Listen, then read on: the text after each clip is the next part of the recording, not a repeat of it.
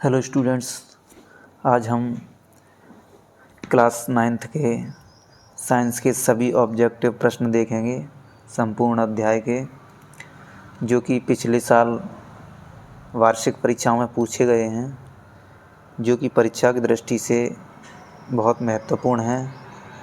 आपने यदि इनको लगा लिया तो आप 30 में से कम 25 प्रश्न हल कर पाएंगे। तो चलिए स्टार्ट करते हैं। बहुविकल्पीय प्रश्न दिए हैं। सबसे पहले,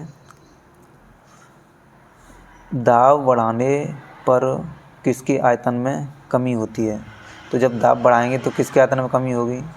ठोस, द्रव, गैस या तीनों? तो इसका आंसर होगा तीनों है, क्योंकि जब आयतन को बढ़ाते हैं तो ठोस, द्रव, गैस तीनों के आयतन में परिवर्तन होता है।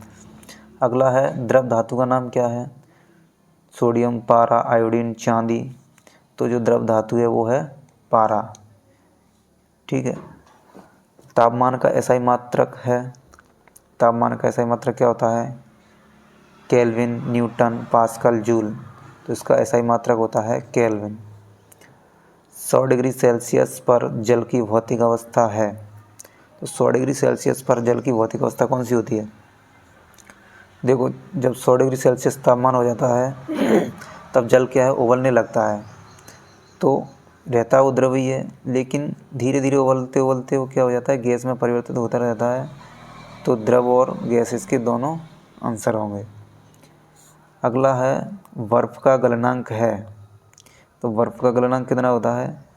273.15 के, यानी बी ऑप्शन सही है इसका।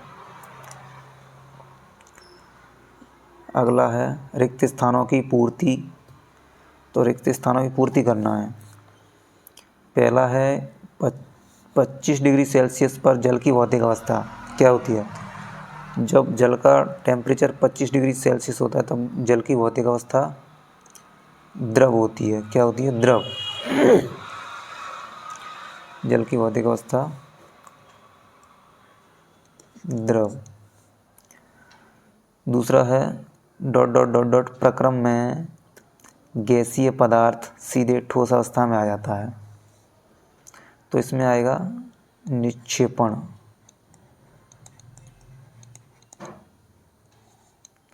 निक्षेपण प्रक्रम में गैसीय पदार्थ सीधे ठोस अवस्था में आ जाता है। अगला है, जब घने जंगल के आच्छादन से सूर्य की किरण गुजरती है वहाँ हम खालिस्तान प्रभाव को देख सकते हैं।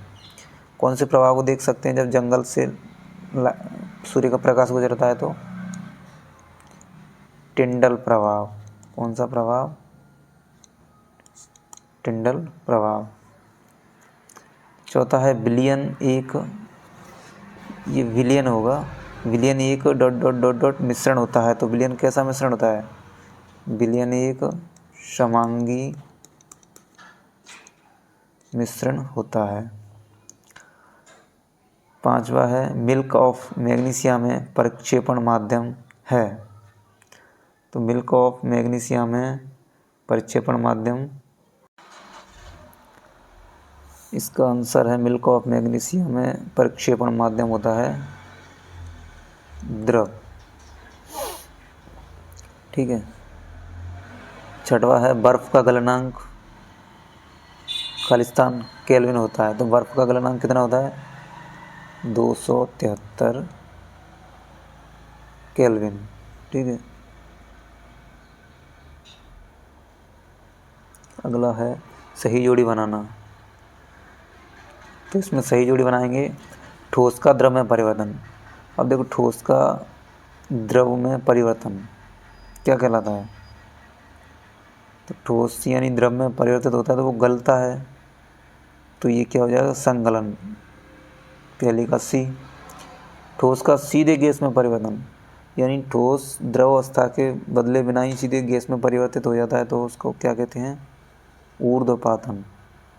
शुष्क बर्फ। शुष्क बर्फ किसे कहते हैं? ठोस CO2 को। ब्रोमीन। ब्रोमीन क्या है? एक अधातु है। मोमबत्ती का जलना कौन सा परिवर्तन है? रासायनिक परिवर्तन। द्रव का ठोस में परिवर्तन, जब द्रव ठोस में परिवर्तित होता है तो वो क्या होता है? जमता है, यानी जमना या हिमीकरण, बर्फ में बदलना। अगला है एक शब्द या वाक्य में उत्तर। तो पहला क्वेश्चन है 100 डिग्री सेल्सियस तापमान को केल्विन इकाई में परिवर्तित करके लिखिए। तो 100 डिग्री सेल्सियस को केल्विन में परिवर्तित करना है तो क्या करोगे तुम? 100 डिग्री में 273 जोड़ दोगे। क्या जोड़ दोगे? 273, यानी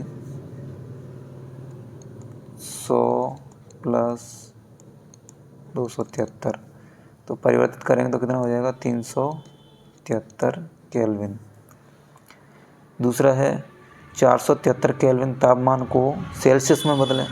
अब जो 473 दिया है इसको सेल्सियस में बदलना है तो इसमें क्या करोगे? 273 कम कर दोगे तो क्या बचेगा? 200 डिग्री यानी 200 केल्विन। आयोडीन और एल्कोहल के विलयन में टिंचर आयोडीन में विलय और विलायक के नाम स्पष्ट कीजिए। यानी आयोडीन और एल्कोहल का क्या है? विलयन दिया है तो उसमें विलय और विलायक के नाम बताने हैं। तो इसमें विलायक क्या हो जाएगा? आयोडीन तो विलय हो जाएगा, और एल्कोहल क्या हो जाएगा? विलायक। एल्कोहल क्या हो जाएगा? विलायक।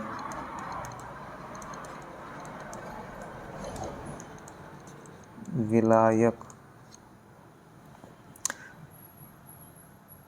अगला है मक्खन में परिक्षेपण अवस्था क्या है? तो मक्खन में परिक्षेपण अवस्था होती है द्रव या द्रव के कण। मिश्र धातु पीतल के घटकों के नाम लिखिए। तो मिश्र धातु पीतल में कौन कौन से घटक होते हैं? तांबा होता है, और दूसरा जिंक। अगला है सोडियम का रासायनिक प्रतीक। सोडियम का क्या बताना? रासायनिक प्रतीक। तो सोडियम का रासायनिक प्रतीक Na होता है। पहला अक्षर कैपिटल, दूसरा स्मॉल। दूसरा मैग्नीशियम क्लोराइड का सूत्र लिखिए। तो मैग्नीशियम क्लोराइड का सूत्र क्या है? MgCl2। सल्फर का परमाणु द्रव्यमान होता है। सल्फर का परमाणु द्रव्यमान क्या है? 12, 24, 32 या 35.5। इसका आंसर है C, 32। H2S। H2S में अणु में कितने परमाणु हैं? तो देखो H2S में कितने परमाणु हैं? 2 तो हाइड्रोजन है और 1 सल्फर है, यानी कुल कितने हो गए? 3। मैग्नीशियम का सही इलेक्ट्रॉनिक विन्यास है। तो मैग्नीशियम का सही इलेक्ट्रॉनिक विन्यास होगा 282। इसका परमाणु क्रमांक कितना होता है? 12। तो 282 हो गए 12। रिक्त स्थानों की पूर्ति कीजिए। तो क्लोरीन का परमाणु द्रव्यमान क्या है? क्लोरीन का परमाणु द्रव्यमान होता है 35.5। सोडियम क्लोराइड में धनात्मक खालिस्तान आयन तथा ऋणात्मक खालिस्तान आयन संघटक के रूप में विद्यमान होते हैं। तो देखो सोडियम क्लोराइड के मिश्रण में, सोडियम क्लोराइड एक यौगिक है जिसमें सोडियम क्या है? धनात्मक रहता है। तो यहाँ आएगा सोडियम, सोडियम यानी Na, और यहाँ क्या आएगा? क्लोराइड यानी Cl। ये निगेटिव होता है तो इसलिए ये ऋणात्मक आयन, और ये पॉजिटिव होता है इसलिए ये धनात्मक आयन। अल्फा कण प्रकीर्णन प्रयोग द्वारा खालिस्तान की खोज हुई। अल्फा कणों के द्वारा किसकी खोज की गई? प्रकीर्णन के द्वारा। तो उसमें अल्फा कण प्रकीर्णन द्वारा नाभिक के कण की खोज की गई। जब सोने की परत रखते हैं ना तो कोई कोई कण वापस आ जाता है, तो परमाणु के नाभिक की खोज की गई इसमें।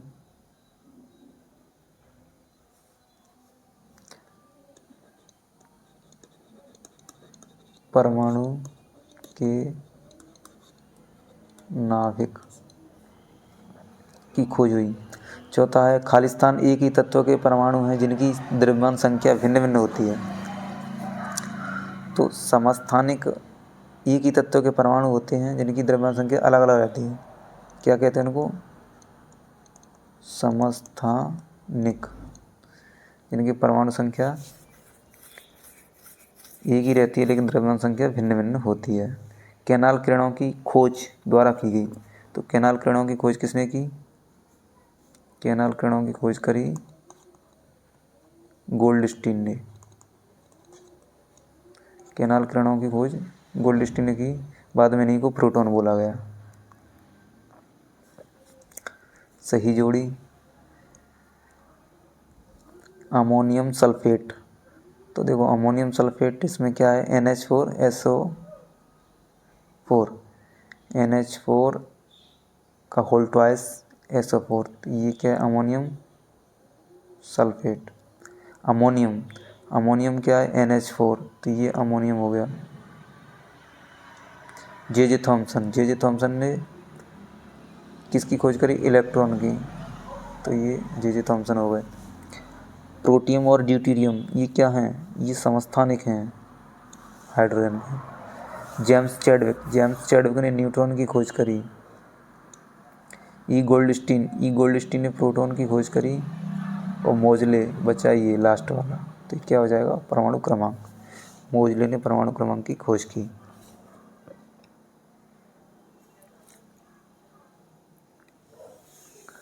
सत्य असत्य। परमाणु सदैव स्वतंत्र अवस्था में रहता है। परमाणु सदैव स्वतंत्र अवस्था में रहता है? नहीं रह सकता, यानी ये असत्य है। परमाणु किसी तत्व का सूक्ष्मतम कण है? हाँ, ये सही बात है। किसी तत्व का परमाणु क्या है? सूक्ष्मतम कण। अणु कभी भी स्वतंत्र अवस्था में नहीं रहता। अणु स्वतंत्र अवस्था में रह सकता है, तो ये भी सत्य हो जाएगा। अणु किसी यौगिक का सूक्ष्मतम कण होता है? तो अणु यौगिक का सूक्ष्मतम कण होता है, तो ये क्या हो जाएगा? सत्य। परमाणुओं का अनावेशित समुच्चय आयन होता है? तो परमाणुओं का अनावेशित समुच्चय आयन, ये गलत हो जाएगा, क्योंकि अनावेशित कण नहीं, परमाणुओं का आवेशित कण होता है तो वो आयन कहलाता है। ये अनावेशित है, इसलिए सत्य हो गया। एक शब्द या वाक्य में उत्तर चांदी का प्रतीक लिखिए। तो चांदी का प्रतीक लिखना है यहाँ पे। चांदी का प्रतीक क्या है? AG। चांदी का प्रतीक होता है AG। ठीक है। अब IUPAC का पूरा नाम। IUPAC का पूरा नाम क्या है? IUPAC का पूरा नाम है international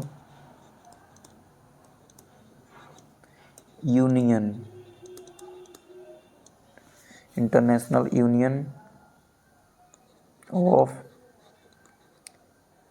pure and applied chemistry.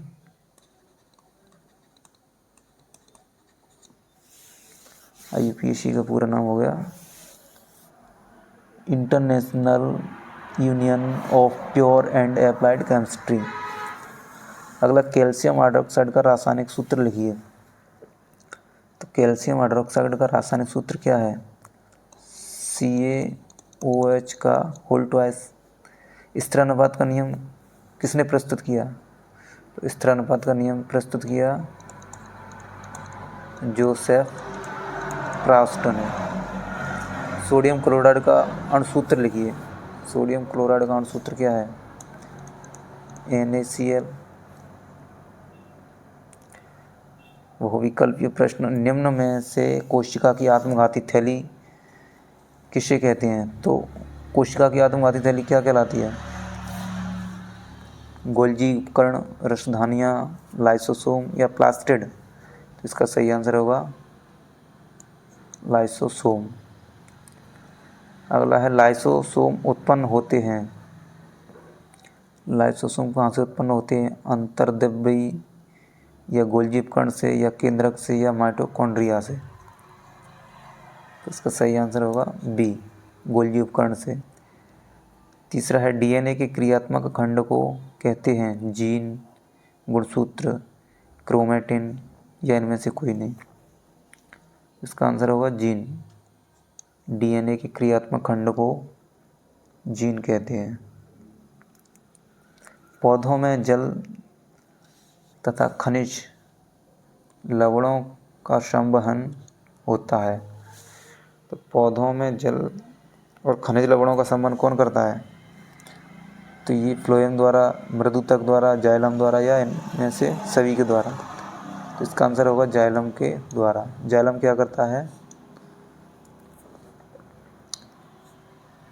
खनिज लवणों को पौधों में जड़ ले जाता है, पत्तियों तक। तंत्र की कार्यात्मक इकाई क्या है? न्यूरॉन, न्यूट्रॉन, वृक्क या एक्सॉन। तो इसका सही आंसर होगा न्यूरॉन। सही आंसर क्या है इसका?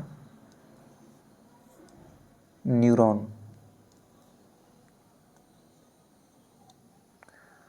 अगला है अस्थियों में मांसपेशियों को जोड़ने वाला संयोजी ऊतक क्या कहलाता है?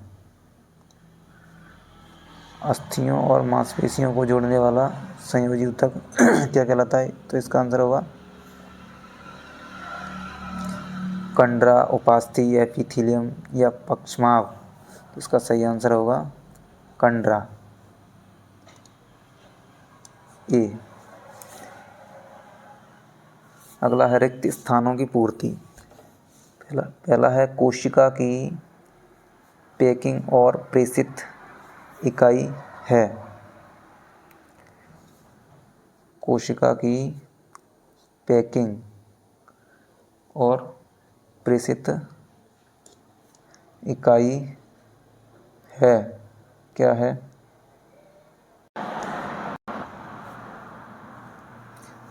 यह इसका आंसर होगा गोल्जी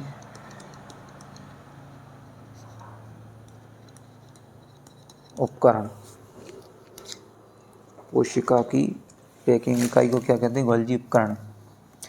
गुणसूत्र, गुणसूत्र डॉट डॉट खालिस्तान के बने होते हैं। तो गुणसूत्र काय के बने होते हैं? डीएनए के, डीएनए से बनते हैं। प्लास्टिड, प्लास्टिड खालिस्तान प्रकार के होते हैं। तो प्लास्टिड कितने प्रकार के होते हैं? 3 प्रकार के। हमारे शरीर में गति के लिए, हमारे शरीर में गति के लिए ऊतक खालिस्तान ऊतक उत्तरदायी है। तो गति के लिए पेशीय ऊतक उत्तरदायी है।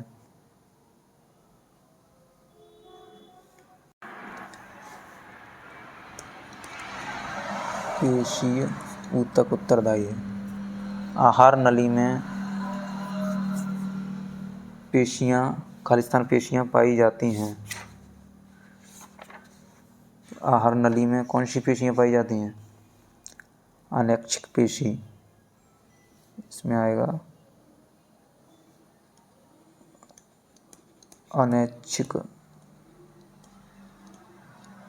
पेशी या दूसरी है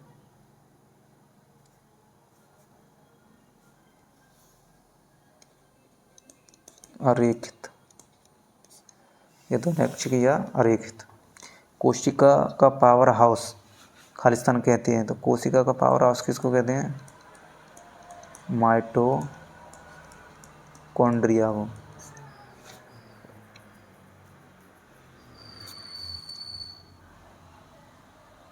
सही जोड़ी कोशिका भित्ति। पहला दिया है कोशिका भित्ति। तो कोशिका भित्ति किसकी बनी होती है? कोशिका भित्ति सेल्यूलोज की बनी होती है। लाइसोसोम, लाइसोसोम को क्या कहते हैं? आत्मघाती थैली। कोशिका, तो कोशिका की खोज रॉबर्ट हुक ने करी। केंद्रक, केंद्रक कोशिका का क्या है? नियंत्रण कक्ष। रेखित पेशी, रेखित पेशी, ऐच्छिक पेशी, पैरान्काइमा, तो ये लास्ट वाला हो जाएगा सी। पैरान्काइमा का पतली भित्ति युक्त पैकिंग करने वाली कोशिकाएं। एक शब्द या वाक्य में उत्तर। जीवन की मूलभूत इकाई किसे कहा जाता है? तो सबको पता है जीवन की मूलभूत इकाई कोशिका। कोशिका की ऊर्जा ग्रह का नाम लिखिए। कोशिका का ऊर्जा ग्रह क्या है? माइटोकॉन्ड्रिया। आत्मघाती थैली किसे कहते हैं? तो आत्मघाती थैली लाइसोसोम। दो कोशिकांगों के नाम लिखिए जिनका अपना डीएनए होता है। दो कोशिकांग कौन कौन से हैं? एक तो है माइटोकॉन्ड्रिया, दूसरा है प्लास्टिड। नारियल के रेशे युक्त छिलके किस ऊतक के बने होते हैं? तो इसका आंसर होगा दृढ़ोतक के। दृढ़ोतक एक ऊतक होता है, उसके नारियल के छिलके बने होते हैं। अंतर्द्रव्यी जाली की संरचना एक वाक्य में बताइए। तो इसको तुमको याद करना है अपने बुक में से देख के। बहुविकल्पीय प्रश्न पहला है, विस्थापन में परिवर्तन की दर कहलाती है। तो विस्थापन में परिवर्तन की दर क्या कहलाती है? दर, चाल, वेग, त्वरण या दूरी। तो विस्थापन में परिवर्तन की दर वेग कहलाती है। वेग में परिवर्तन की दर क्या कहलाती है? चाल, त्वरण, दाब, बल। इसका आंसर है बी, त्वरण। चाल तथा वेग दोनों का मात्रक लिखिए। चाल और वेग दोनों का मात्रक एक ही होता है और वो क्या होता है? मीटर प्रति सेकंड। त्वरण का मात्रक होता है, त्वरण का मात्रक क्या होता है? त्वरण का मात्रक होता है मीटर प्रति सेकंड स्क्वायर, यानी ऑप्शन बी। जड़त्व की माप है। जड़त्व किसकी माप है? लंबाई की, ताप की, समय की या द्रव्यमान की? तो इसका आंसर होगा ऑप्शन डी, द्रव्यमान की माप। छठवां है, प्रत्येक वस्तु अपनी अवस्था या स्थिति में परिवर्तन नहीं चाहती वरना ऐसे किसी प्रयास का विरोध करती है। वस्तु के इस गुण को कहते हैं, क्या कहते हैं? तो अपनी अवस्था या पूर्वावस्था या स्थिति में परिवर्तन का विरोध करती है, उसको कहते हैं जड़त्व। यानी जहाँ है वो वहीं रहना चाहती है, तो इसको बोलते हैं जड़त्व। रिक्त स्थानों की पूर्ति। अब यहाँ वेग में परिवर्तन की दर खाली स्थान कहलाती है। अभी पढ़ा था वेग में परिवर्तन की दर क्या कहलाती है? त्वरण। विस्थापन की दर क्या कहलाती है? विस्थापन की दर वेग कहलाती है। वेग एक खाली स्थान राशि है। कैसी राशि है? सदिश या अदिश? तो वेग एक सदिश राशि है। खाली स्थान प्रारंभिक बिंदु और अंतिम बिंदु के बीच की न्यूनतम दूरी को कहते हैं। दो बिंदुओं की कम से कम दूरी को क्या कहते हैं? विस्थापन। तो यहाँ लिखना विस्थापन। विस्थापन एक खाली स्थान राशि है, तो विस्थापन कैसी राशि है? विस्थापन भी एक सदिश राशि है। दो प्रकार की राशि होती है, अदिश और सदिश। तो विस्थापन एक सदिश राशि है। चाल एक खाली स्थान राशि है, तो चाल कैसी राशि है? चाल अदिश राशि है। बल का एसआई मात्रक। बल का एसआई मात्रक क्या होता है? न्यूटन, सबको पता है। गति का नियम सर्वप्रथम किसने दिया? तो गति का नियम सर्वप्रथम न्यूटन ने ही दिया।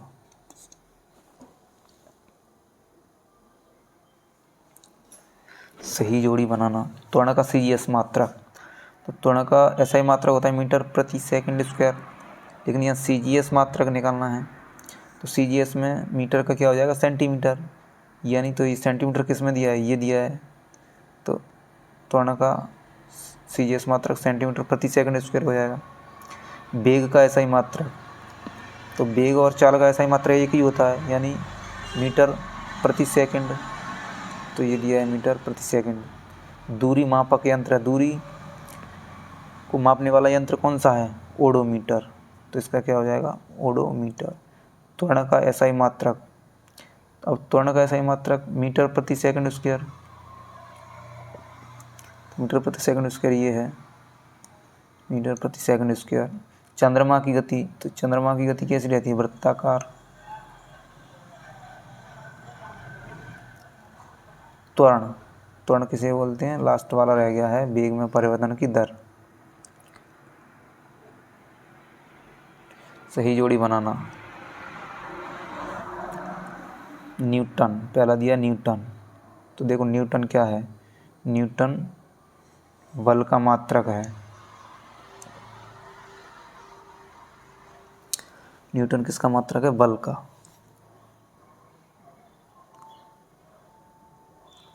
दूसरा है संवेग, तो संवेग क्या है? अब देखो संवेग का मात्रक है दिया है इसमें, संवेग का मात्रक क्या दिया है? किलोग्राम मीटर प्रति सेकंड।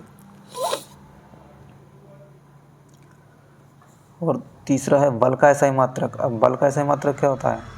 बल का एसआई मात्रक न्यूटन होता है। द्रव्यमान गुणा वेग, द्रव्यमान गुणा वेग फार्मूला है किसका है? ये है संवेग का फार्मूला। द्रव्यमान गुणा त्वरण, ये किसका फार्मूला है? इसका फार्मूला नहीं दिया, इसका मात्रक दिया है। द्रव्यमान गुणा त्वरण, ये लास्ट वाला बचा सी। द्रव्यमान का किलोग्राम और त्वरण का मीटर प्रति सेकंड स्क्वायर। अगला है बहुविकल्पीय प्रश्न। चंद्रमा का, वस्तु का चंद्रमा पर भार होता है, यानी कोई एक वस्तु है जिसका चंद्रमा पर भार पृथ्वी की तुलना में कितना होता है? तो इसका आंसर होगा 1/6 गुणा वस्तु का पृथ्वी पर भार, यानी v। जो वस्तु पर भार है उसका 1/6 गुना होगा चंद्रमा पर, यानी किसी वस्तु का भार अगर 30 किलोग्राम है पृथ्वी पर, तो चंद्रमा पर कितना होगा? 30 का 1/6, यानी 6 पंजे 30 बराबर 5। 5 उसका भार होगा चंद्रमा पे जाके 5, पृथ्वी पे अगर 30 है तो।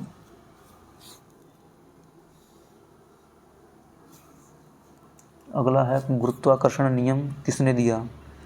तो गुरुत्वाकर्षण नियम न्यूटन, केपलर, पास्कल, गैलीलियो। तो गुरुत्वाकर्षण नियम दिया न्यूटन ने। शक्ति का एसआई मात्रक क्या है? जूल, वाट, मीटर या वोल्ट? शक्ति का एसआई मात्रक है वाट, यानी बी ऑप्शन। कार्य करने की क्षमता को क्या कहते हैं? कार्य करने की क्षमता को ऊर्जा बोलते हैं, यानी ऑप्शन ए। और कार्य करने की दर को शक्ति बोलते हैं। कार्य का एसआई मात्रक क्या है? कार्य का एसआई मात्रक होता है जूल।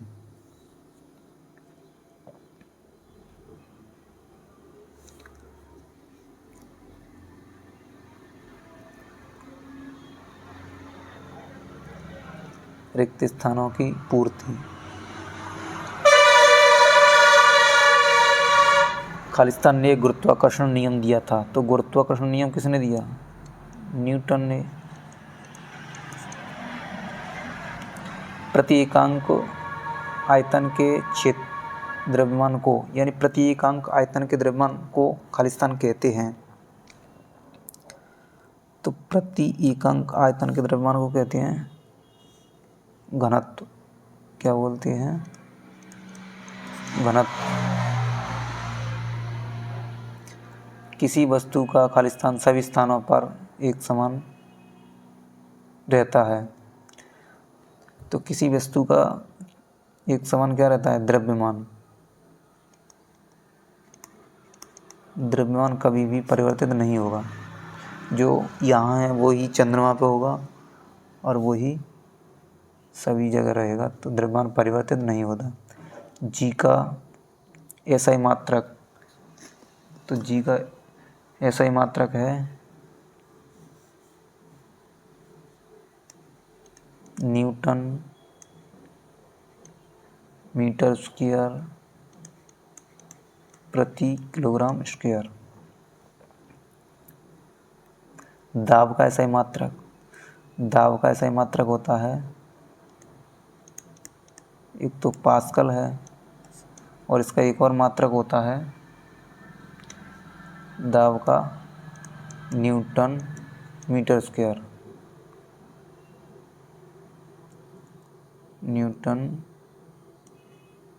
न्यूटन प्रति मीटर स्क्वायर। घनत्व का ऐसा ही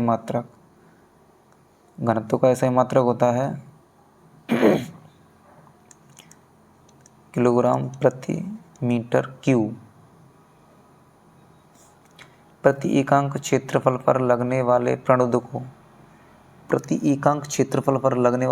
को क्या बोलते हैं? दाब। कार्य बराबर बल गुणा खाली स्थान है, तो कार्य बराबर क्या होता है फार्मूला? बल गुणा